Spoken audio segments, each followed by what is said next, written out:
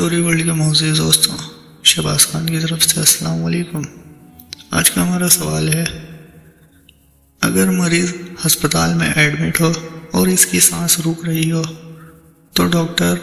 عموماً اسے الیکٹرک کے جھٹکے دیتے ہیں، تو کیا ایسی حالت میں جان بچانے کے لیے جھٹکے دینا جائز ہے؟ جواب: اللہ پاک ہمیں عافیت نصیب کرے اور کینسر کے مریضوں پر رحمت فرمائے کہ جن بیچاروں کو کینسر ہوتا ہے انہیں کیمو تھراپی میں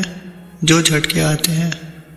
اور بخار چڑھتا ہے، اس کی تکلیف تصور سے بھی باہر ہے۔